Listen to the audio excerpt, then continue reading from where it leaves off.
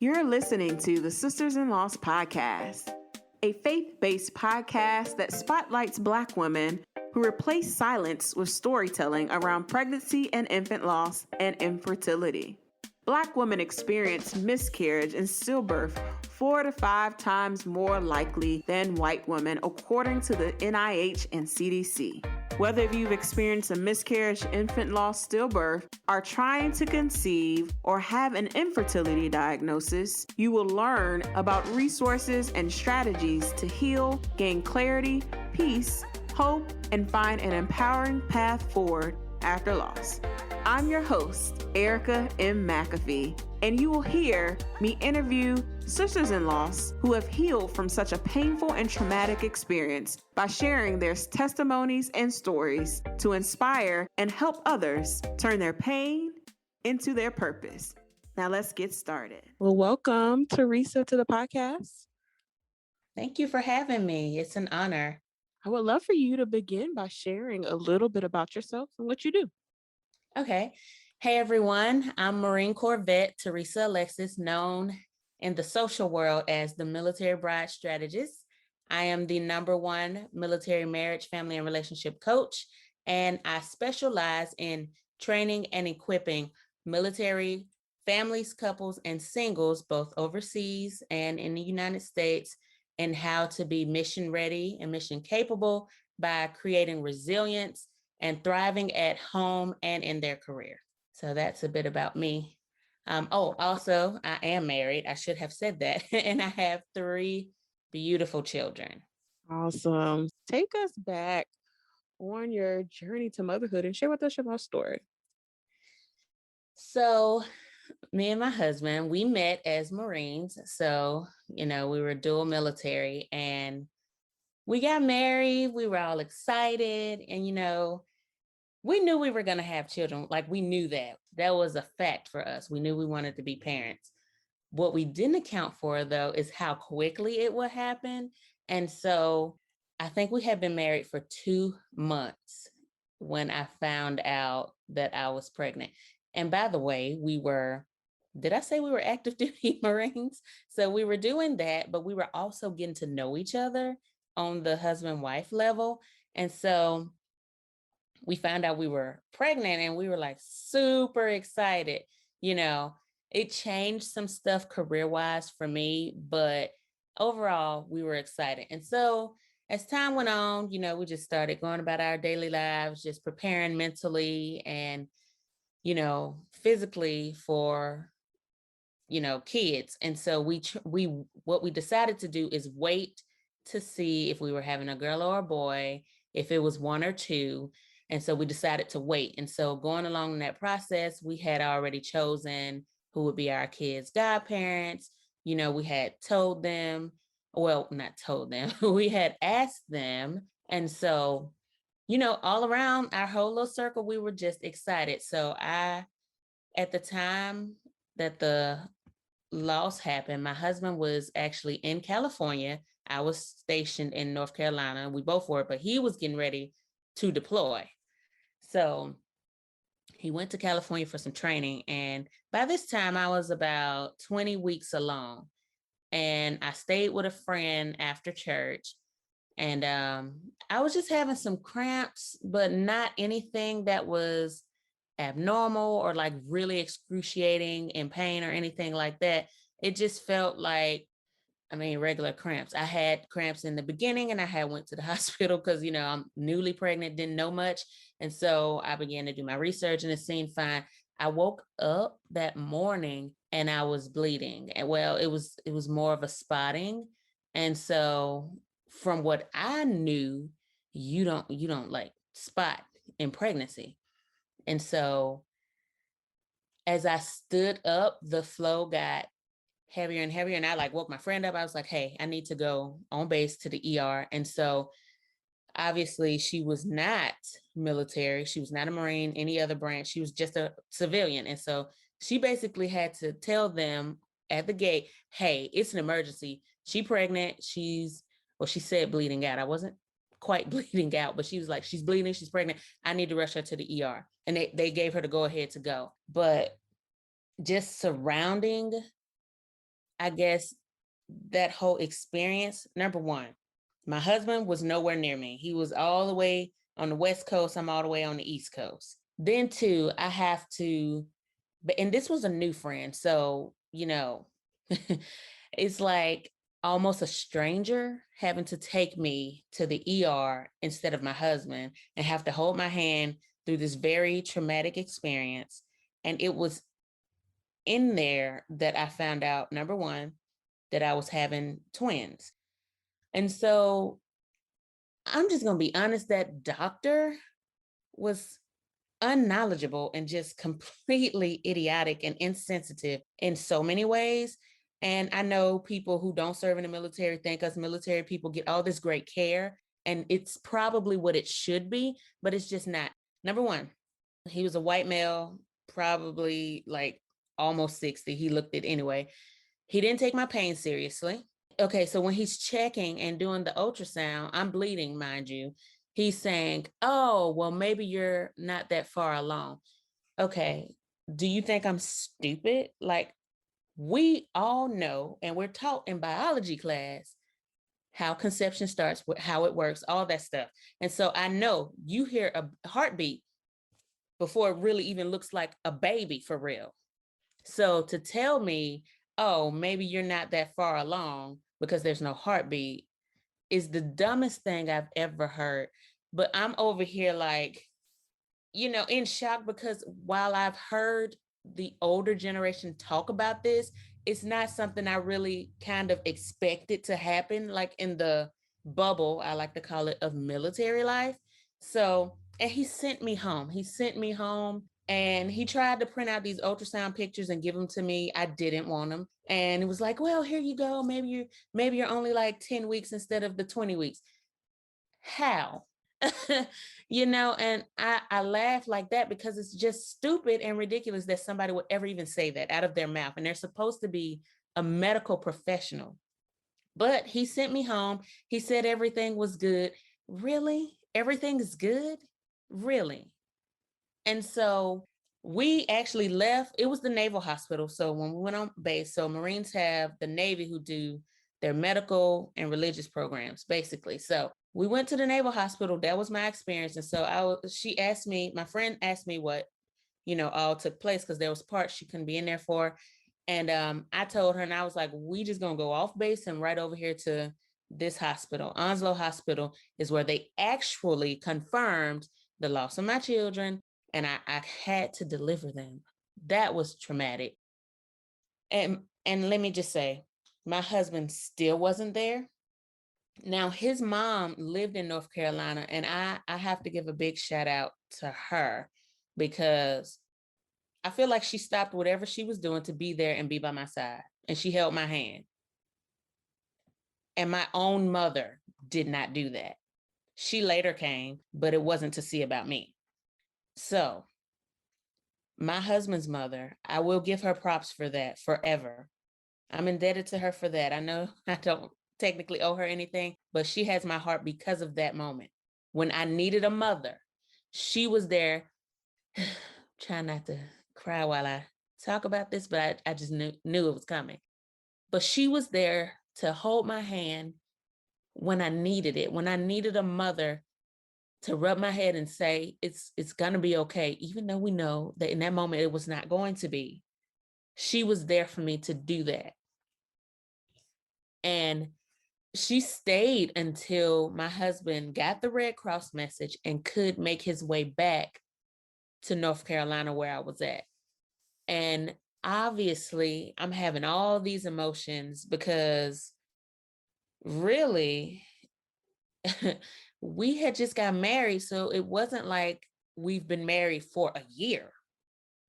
So in my mind, I'm thinking, oh, my husband is going to be disappointed. And I failed him. I couldn't even carry his kids. And oh my goodness, it was two of them. And he didn't know that. I didn't know that. He is going to hate me. He's not going to love me, even though obviously he married me prior to having kids. But these are all the things that's going through my mind. He's not going to love me. He's not going to want me. He's going to be disappointed. because I lost the babies. Obviously, I'm internalizing it and saying it was my fault. That's how I felt. I just felt completely terrible. I felt like just a big time loser, because it's like, okay, you can't even do what your body is designed to do, carry a baby. And like after losing those kids, of course, my breast, I'm lactating because my body thinking, oh, you had children. And so it's like trauma on top of trauma for me. And then, it's not like they gave me a whole lot of time off to even grieve or even accept that I was like, because I'm still in a state of shock. So it's not like they really gave me a lot of time to process what was happening to me. So going back, like after I lost them, I obviously got SIQ, which is sick in quarters, for about maybe 2 days, I think. And then they wanted me to go back to work. I'm really thankful for the master sergeant. And for those who don't know, a master sergeant in the Marine Corps is an E8, equal to a first sergeant. And so if it wasn't for him fighting for me to at least get a week off, because he was fighting for 30 days, he felt like I should get longer because I still was pregnant. I still delivered kids. I just didn't get to bring them home. And when I tell you, that man has my heart too, because he really didn't have to do that. He didn't have to care. Although he used his platform, his rank, because there's rank structure, he used it for good. And I saw that in him. Black guy, obviously, who looked like me. And he saw a lot more than what I saw as far as racism, favoritism, colorism, all those things. And so he helped me navigate that. And they really only gave me 7 days off. I had to request an additional 7 days because they just wouldn't give me the full 6 weeks at the time. It's a lot better now, but the 6 weeks at the time to be off to process that or do anything like that. They just basically wanted me to come back to work and be mission ready, like 100%, as if nothing happened. And during that time, like that I was going back to work. So during this time, there was a change in camis. That's our digital uniform, camouflage. We call it camis for short.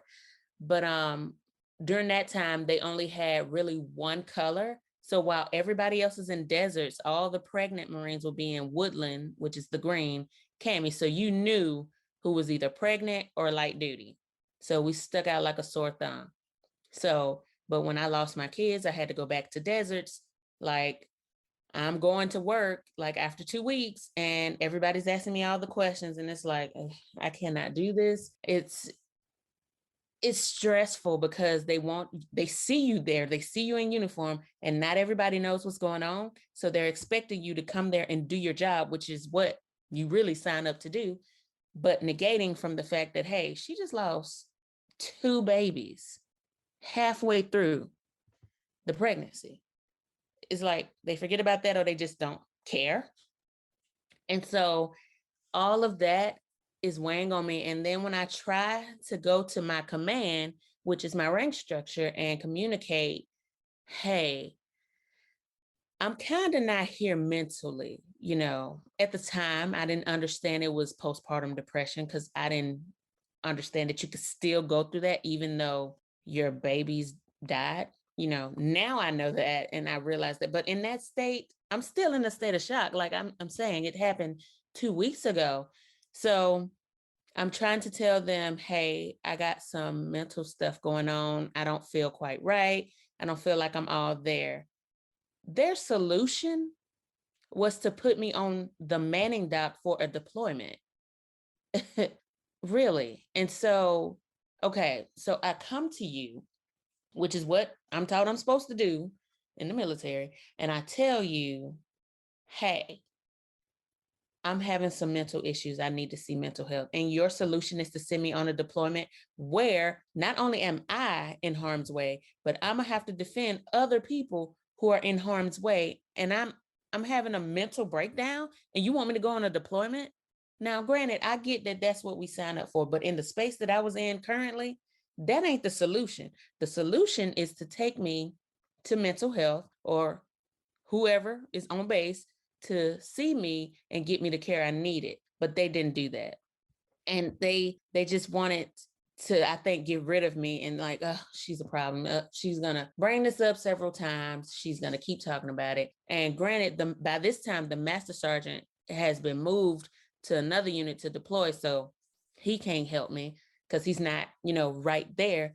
And so that that right there just put like a bad taste in my mouth as far as leadership in regards to women in uniform who experience loss. But I didn't give up. I kept fighting it. And I talked to people until I found somebody who would listen. And it was not anybody in my chain of command. Nobody whatsoever. Even when they sent me over here to deploy, I told them. And, the men, first of all, men can be idiots sometimes. I know.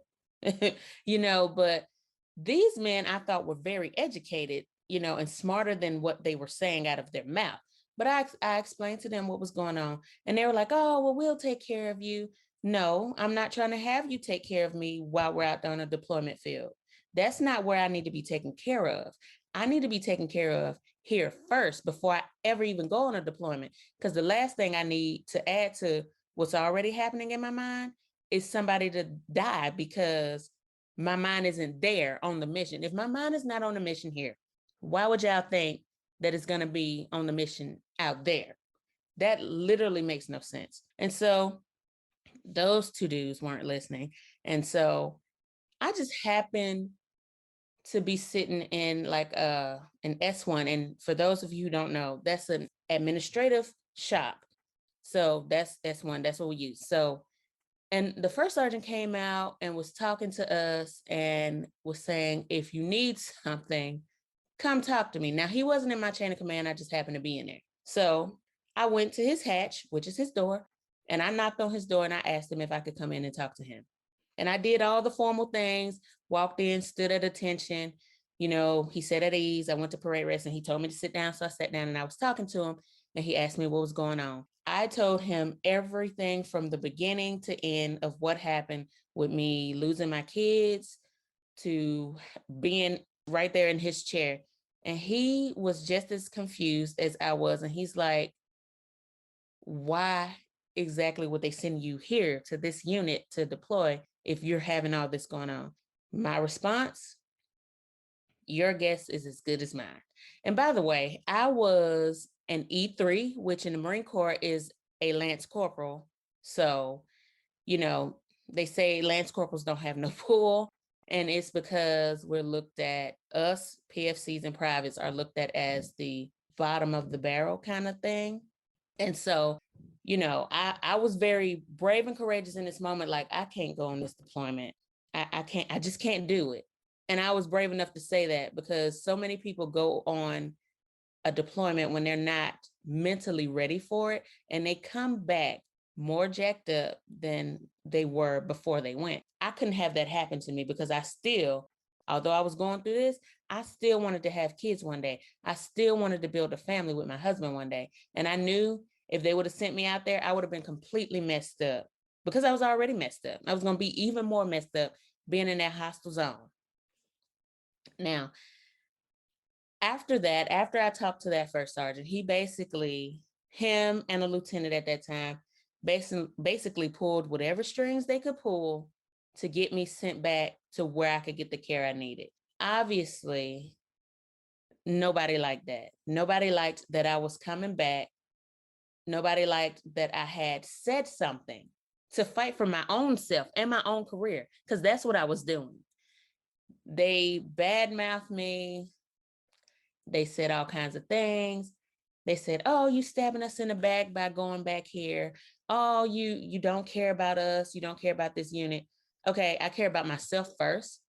And I do care about y'all because I could have just went out there and everybody just died, based off this person who is not mentally there. Then y'all still would have talked to me or talked about me. It's one of those things where they say you're messed up for saying something, messed up for not saying something. Either way, they're going to say something about you, right? So I come back to my unit, and instead of them trying to fix what they know they have done wrong, they are trying to give me an adverse page 11. Page 11s are adverse basically anyway, but they give me a page 11 and try to non-rec me for a promotion based off of me not communicating what was going on to my command. And so I was like, y'all cannot be serious, right? It's like being stabbed in the back 50 times. And it's like everybody is missing the big picture of, hey, this Marine has some mental health problems going on. We need to get her the help she needs. They do it for their buddies. They do it for the people who look like them. But when it comes to a Black woman who comes off as strong and courageous, oh, she's too much. Oh, she's just complaining. Oh, she's just whining and crying. And they will do everything in their power. And I'm not saying this is everybody, but this has been my experience, and it's just real. But they tried their hardest to ruin my career, my reputation, and any chance I ever had of being promoted above E3, Lance Corporal. So get back there, they try to give me a page 11, and basically I'm like, I'm not signing this because it's a lie. And so I didn't sign it, but I wrote a rebuttal to it because I wrote all the details. And this is where I learned to keep a good record book. I basically said every account that happened, who was there. And I mean, we all wore the same camis. So I was like, everybody was in camis, but these were the words that were said to me. This is who all was in the room, all these things from start to finish. And I believe it was at that time, the battalion commander, which is above company. The company was trying to give me the non-rec and the page 11, but the battalion was the ones who believed me based off the details that I wrote in the rebuttal. Had I not wrote one, they probably would have believed just what my company was saying. But it was in the details that I had wrote against what they were writing against me. So my experience just with loss in the military was very traumatic, was very malicious, and just it was an experience that I've heard time and time again. And while the military as a whole has gotten better, there's still so much work to be done when it comes to women in uniform who experience loss like that. Because it's not just like a physical loss, it's all the things. Psychologically, it kind of messes you up. It's not something that can happen to you and you forget. It affects every single thing. And honestly, I was not able to grieve those kids fully until I got out in 2014. When I got off active duty in 2014, in the middle of the year, it was probably a few months later that I was actually able to go and get this full grief experience where I just released my children. And because I had been carrying them with me the entire time, because I just I wasn't given the time, the space, or even the grace to do that. You know, people thinking you just lose a baby or babies and just be okay and mission ready like in 2 minutes. And that drives me crazy. So that was my experience with it, and I felt like too that it was something that was hung over my head the entire time. And it wasn't until I got out where I really felt freedom, I guess, to grieve and do all the things that I needed to do, as far as healing from that. Because I had 3 more children while in service. Well, the last one was right after I came off active duty, but it wasn't until then that I was given that space, because I didn't have anybody over my head mandating, how I'm supposed to feel, how long it takes me to grieve, which is something the military is bad at. Now, I understand that we sign up to be in the military and do all military driven things, but a lot of the times they forget that we get married and we have children. Now, there are good people, like some of the people I mentioned who helped me, who fought for me to get me the help I needed to get me back to where I needed to go. I did approximately 8 years in the military. What I'm sharing with y'all is just within that like first 2, 3, 4 years, probably the first 3 years. And it was a pretty traumatic and terrible experience. It just was. There's no sugarcoating because I don't do that. I'm just going to be real. That experience, I promise, it's the real deal. And it happened to me. And I've heard so many similar stories that makes me cringe, but that was my experience with loss. And it almost got me. I want to say it almost got me to not want children while in service. And I know I would have, number one, I would have let them win because that's probably what they wanted. That's like, we don't need any more females in the military having babies. How I know they think this? Because they say it. They say it by saying if the military wanted you to have a family, they would have issued you one. They say stuff like that all the time. And it's very stupid and insensitive things, but they do say it.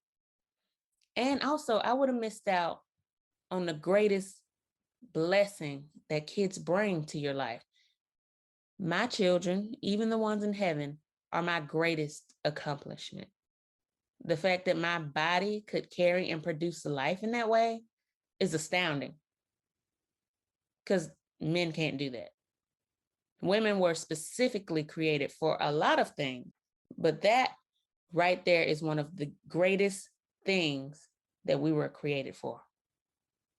I absolutely love you sharing and your transparency and sharing this story. So I would love to hear about your next pregnancy experience in the military. How was that pregnancy after loss experience? Did you go to where you moved to a different location at that time? You know, you had different doctors. How was that experience for you? So the doctor I had the first time who I mentioned during the loss period, he was relieved because of just the mean, nasty things he said. And I reported him. I did. And I reported him more than once. So he was relieved. I read the whole article on that. And for good reason, because it what I found out is it didn't just happen to me. So I'm glad that I said something because I didn't know that. I was just thinking about how terrible this person was and how insensitive they were. And so by the time I got pregnant with my second kid, or third, technically, third child, which would be my son, the rainbow baby, there was a whole new team there. Whole new team. And the nurse was great. She took care of me. She obviously asked about my history and all of that, but it was a very different experience. I was still stationed in the same spot, but a lot of things was changing. So during that time, I was deciding if I wanted to stay in the military or not. And obviously, I got a lot of wisdom and encouragement. And I'm real grateful for the strong Black women and Black men who were in my life, who spoken to me and told me, hey, I get that this whole experience sucks, but don't base the entire Marine Corps or military period off of this one thing. I get it, but don't make your decision based off that alone. And I took that into consideration. And so by the time I was pregnant with my son, I was deciding if I wanted to stay or not. My husband knew he was going to stay. He just knew it. And so for him, it was no back and forth. But for me, I really had to take a deep look to see if this is the environment I want to raise my kid up in, because technically I would still be having to travel with the military because my husband would still be in. But I had to decide if it was something that I also wanted to do still.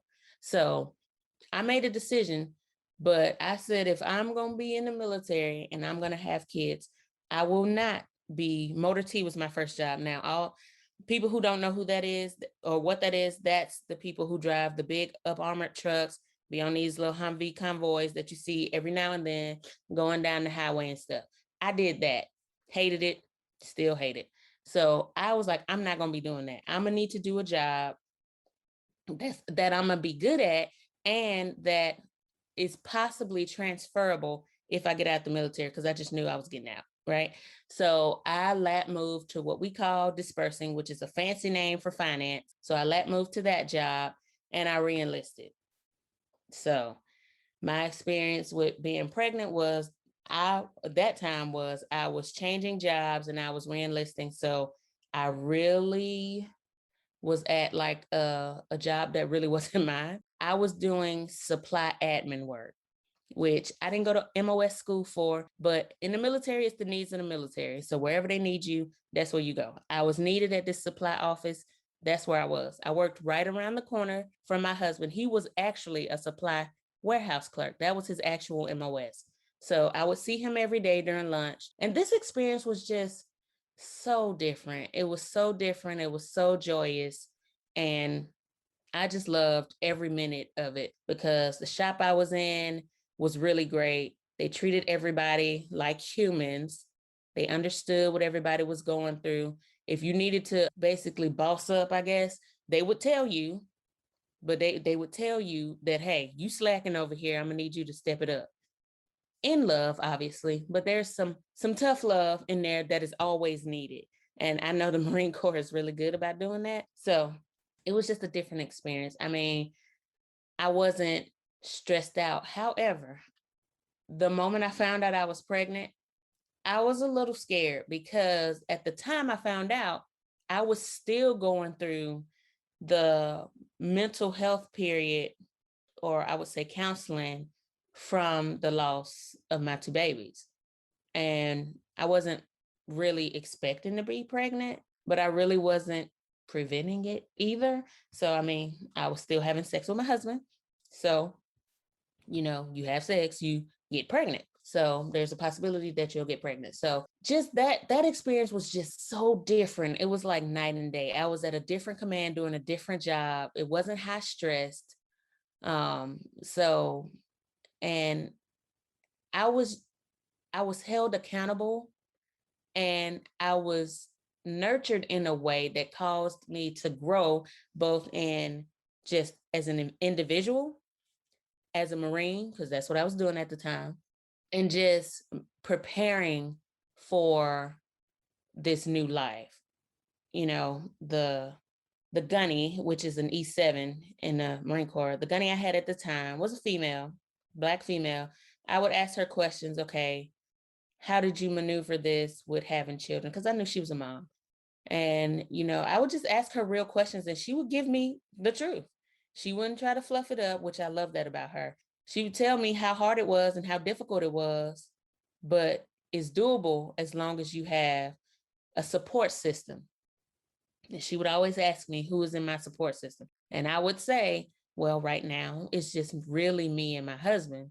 My family don't live nowhere near us for good reason. And then my husband's family is a few hours away or a few minutes away, but really it's just me and him.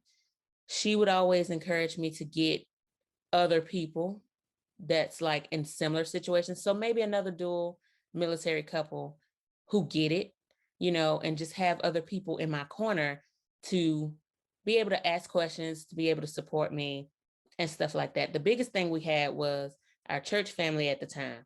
Now, that's a whole nother conversation for a whole nother episode, but I really love the coming together to help me, because when I was going through the trimesters, so many different things were happening. I didn't have really any medical issues because I was fit. Being a Marine, you have to be fit. So I was fit. I was very healthy. I didn't eat a lot of trash. I did have that love of tacos and bacon, the bacon was abnormal, but for me, but I was able to manage myself health wise. And then when I had my son, and by the way, let me back up a little bit. I was nervous the entire time. because once you experience a loss of not one, but two kids together, it kind of, or any loss, honestly, it does something to you mentally. And it's like, okay, you try to talk to yourself and it's like, I'm going to not think this is going to end the same way as the other one. But in your mind, you're always thinking about the possibility now because it's happened to you. So it wasn't until I saw the face of that baby breathing that I was like, whew, okay, I can let out my breath. So having him was like a relief. Like, hey, I can do this. I can have a baby and they make it all the way to the end and be born, alive. And when I took him home, it was like having another breath release. It's like, whew, okay, I'm bringing him home. I can do this. And the way our the way our church and the way my unit at the time rallied around us to be there for us. They came to our house. They came to see us. Even when my husband went back to work, because he don't get the 6 weeks off, he get like 10 days, I believe. Back then, it's probably the same or more now, but he only got 10 days. But they came, they checked on me. They wanted to make sure. They didn't say this, but I could tell because you pick up on things, right? They wanted to make sure I wasn't having the mom blues or postpartum depression or anything like that. So they came and they checked on me. They called, they texted me. It was just, I felt way more love and acceptance and appreciation for what just happened to me than I did the first time. So it was a night and day experience. And I was like in shock that it was so different, but I welcomed it because it's what I needed. First time I was vulnerable, this time I was vulnerable. First time I was without any love, any grace, anything that I needed. And I basically had to fight for every single thing I got. I had to stand up and fight. And for this time, the second time having my son, I didn't need to fight because they really did take care of me. And my husband was right there. He wasn't deployed at the time. So he was able to be there for me. And then my unit and family and friends were able to just rally around me and give me what I needed to be uplifted in that very vulnerable space. Yes, I love it. Love it. Love it. I love that. I always say that God sends us angels throughout our journey. And, you definitely had angels through your loss, through that master sergeant you had, and definitely with the church family and some of the folks in your unit that rallied around in your pregnancy after loss. So I would love for you to talk about just how you mentioned earlier about how you finally released all of the kind of built up grief that you hadn't really grieved your two losses until you got out of the military. So how did you do that once you did not re-enlist and you had these other children that you were still parenting throughout that journey? How did you finally let go and grieve those losses? So I have 3 children now, and they have the most beautiful soul. And I always say, man, I know I don't deserve how great my kids are. I always say that because they are nothing like my personality whatsoever, number one. And they are just really, really great, flaws and all. They're great. And so just honestly, I went for something else. I'm a big advocate for therapy and counseling. And when I found out I couldn't get what I needed in the military, I was like, okay, well, I'll just figure it out and get it somewhere else. I don't care if I have to pay for it. I will do something different. And a lot of people are scared to do that. If the military isn't paying for it, they actually won't a lot of times go out and get the service that they know they desperately need. That was not about to be me, because I was like, I'm a lot of things, but I'm a mom, and I'm not about to be carrying anything that I know I can release with me. And I went for unforgiveness towards my parents, stuff I thought I had forgiven them for, I hadn't. And so I actually went for that. And so it was through some friends from a church, and they're real big on deliverance ministry, which is healing and all of that stuff. But what happened was we started to talk. And so they asked me all these questions, which I knew they were going to ask questions. And then they started to ask me about family, because I mean, I was there, about unforgiveness. Somehow they got stuck on the fact that I said I had lost 2 babies, and that, I hadn't really had time to grieve that. I didn't really say it, but they kind of picked up on it. And the unforgiveness stemmed, well, it didn't stem from there, but the unforgiveness was connected. So because I was having trouble forgiving my parents for the stuff they did and did not do, I was having trouble letting that go, which really, I didn't have any time to let it go. And not let it go in the way you're probably thinking, let it go as in release it, allow myself to feel it so I can properly deal with the thing, and then be able to fully heal the wounds that came from that loss. So that's what I mean by let it go, as in release. And so once we started talking, they walked me through the process, and this wasn't over like one day. This was over several weeks. And so basically we talked about it, and then we talked about my childhood, and we talked about the connection. And then basically when it came to releasing the children, oh man, it's an emotional thing. But she basically, the lady who was helping me, basically had me hold out my hands as if I was holding them.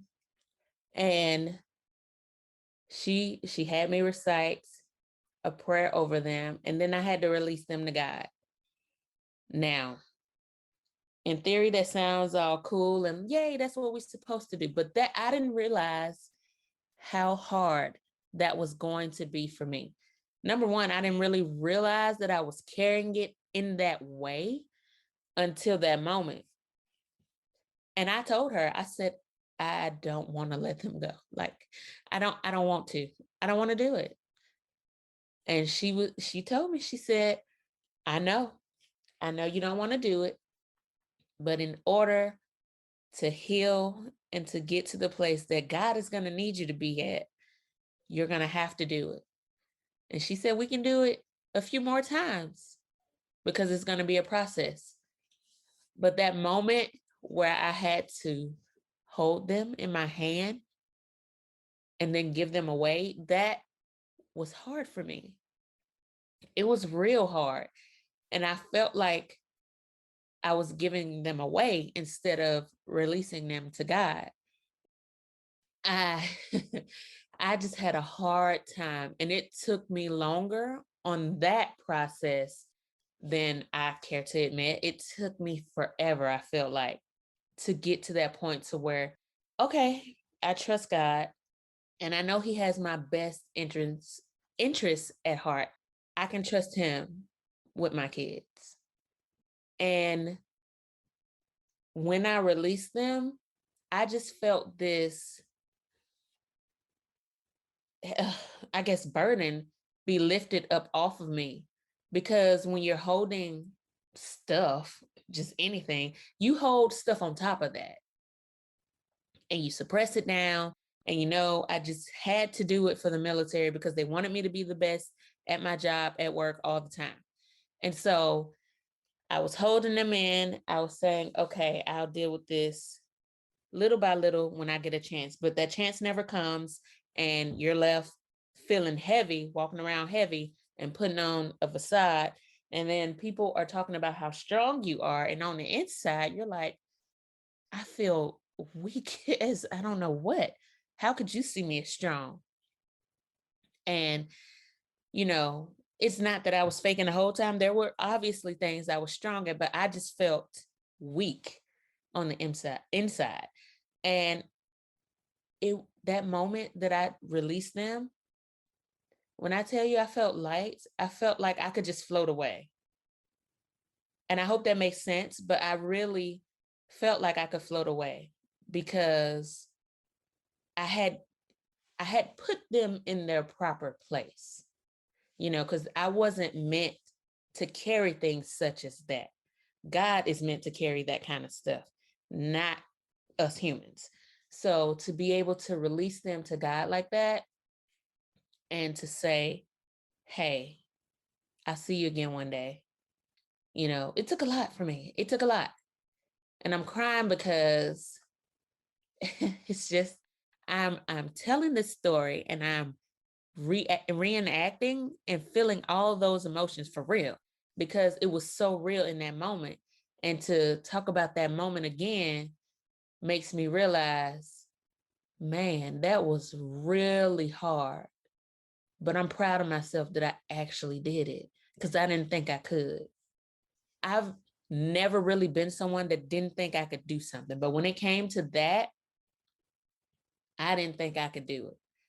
I didn't think I was strong enough to say, God, you got it. I didn't trust like that. And I had issues. So the fact that I walked in there, God had a plan anyway.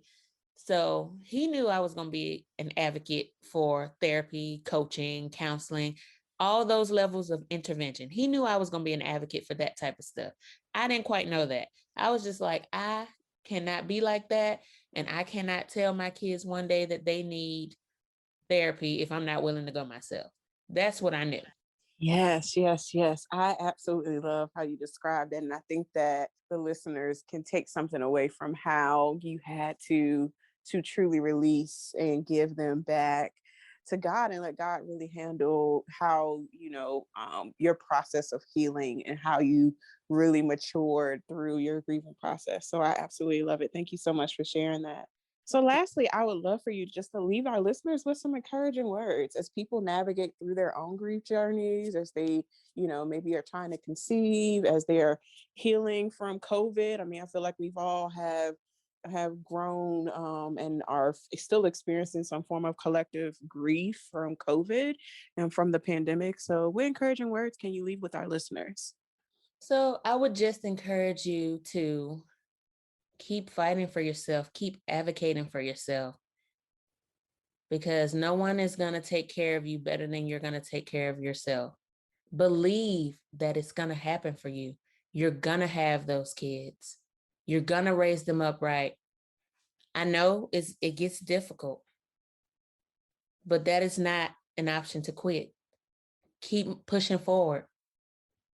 You'd be surprised at yourself as to how far you'll go. You can do this. You got this. That's what I want to leave you with. Perfect. So where can our listeners connect with you after this episode? So you can connect with me. I am on Facebook and IG. I really hang out on IG a lot, but both handles are Theresa with an H, Theresa Alexis Speaks, and you can find me anywhere. Even if you put in Google, Theresa Alexis Speaks, you'll find me on all the things. Perfect. Thank you so much, Theresa, for sharing your story. It's been a pleasure, and I know our listeners will be blessed from it. Thank you. Thank you for listening to today's episode. For show notes, go to sistersinloss.com. To stay connected with us and join the Sisters in Loss community and receive my weekly newsletter, please go to sistersinloss.com/newsletter. That is sistersinloss.com/newsletter. Please rate and review this episode, and I will talk to you next week.